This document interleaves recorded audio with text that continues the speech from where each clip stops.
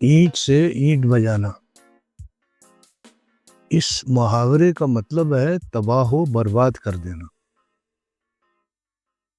محاورے میں بجانا سے مراد اینٹ پر اینٹ مار کر اسے توڑنے سے ہے، جسے عربی میں تخریب بھی کہا جاتا ہے۔ اس کے الٹ تعمیر ہے، جو اینٹ سے اینٹ ملا کر کی جاتی۔ تعمیر چاہے چھوٹی سی عمارت کی ہو یا پورے شہر کی، اینٹ پر اینٹ جما کر ہی ہوتی ہے، اور تباہی عمارت کے دھڑام سے گر جانے سے۔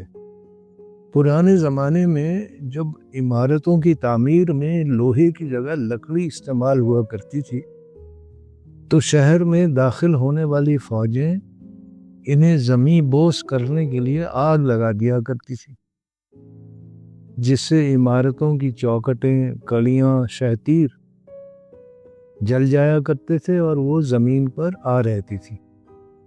آج کل عمارتوں کی تعمیر میں لوہا استعمال ہوتا ہے، اس لیے انہیں ڈھیر کرنے کا کام جہازوں سے بم گرا کر اور توپوں سے گولے مار کر کیا جاتا ہے، جن کا دوسری جنگ عظیم میں وسیع پیمانے پر استعمال ہوا۔ اس دوران پہلے تو جرمنی نے روس، فرانس اور برطانیہ کی اینٹ سے اینٹ بجائی، پھر جوابی کارروائی میں جرمنی کی اینٹ سے اینٹ بجا دی گئی۔ ادھر جاپان کے خود کش بمبار طیاروں نے جب امریکی بحری بیڑے کا بھرکس نکال دیا، تو امریکہ نے جواب میں جاپان کے 2 شہروں ہیروشیما اور ناگاساکی کو ایٹم بم مار کر خاک میں ملا دیا۔ انگریزی میں اس مفہوم کے 2-3 محاورے ہیں، جن میں سے ایک محاورے میں نہ تو اینٹوں کا ذکر ہے اور نہ بجانے کا، لیکن بات ملتی جلتی کہی گئی ہے۔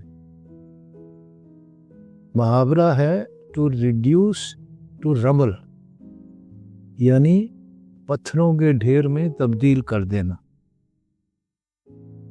انگریزی میں اس مفہوم کے 2 اور محاوروں میں سے ایک ہے to level to the ground، یعنی سطح زمین کے برابر ہموار کر دینا، اور دوسرا ہے ریڈیوس ٹو ایشز، یعنی خاک کا ڈھیر بنا دینا۔